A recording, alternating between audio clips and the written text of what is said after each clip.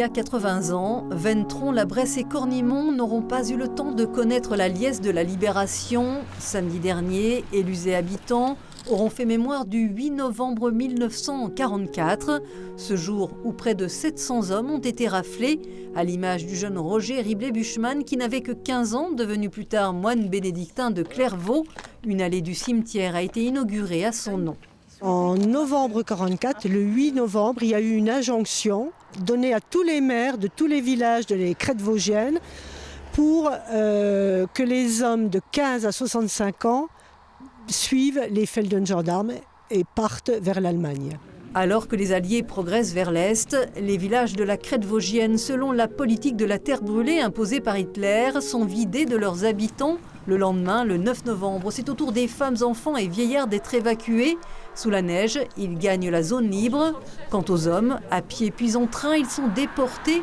Mais les combats vont changer leur destin. Terminus, la ville de Pforzheim.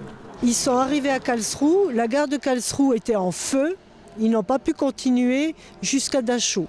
A priori, ils étaient destinés au camp de concentration. À Pforzheim, c'était la ville du bijou. Ils développaient beaucoup les mécanismes de précision pour l'horlogerie. Ils les ont utilisés pour l'armement. Et comme les soldats allemands étaient partis sur le front russe, il fallait des travailleurs. Donc nos déportés sont devenus les travailleurs forcés à Pforzheim. Et c'est pour ça qu'au bout de 2 jours, ils sont arrivés à la gare de Pforzheim, où là, ils ont été triés en fonction de leurs compétences. L'espoir s'amenuise de jour en jour. Faut-il passer tout l'hiver terré dans les caves, avec le froid, l'humidité, la maladie et les privations de toutes sortes? Des collégiens de la Bresse et de Pforzheim ont retracé sur scène ce passé commun. Les déportés avaient parfois noué des liens de solidarité avec les familles allemandes. Ensemble, ils ont notamment vécu le bombardement de la ville par les Anglais le 23 février 1945.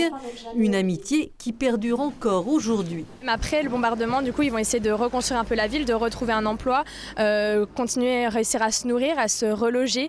Et ils vont ensuite s'exiler un peu autour de Pforzheim, aller dans d'autres communes périphériques avant la libération et pouvoir retourner chez eux.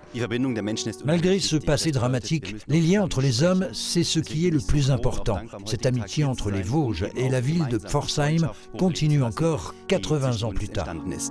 Les déportés reviendront finalement au printemps 1945 sur des terres sinistrées, mais 33 périrent et ne reverront jamais les Vosges.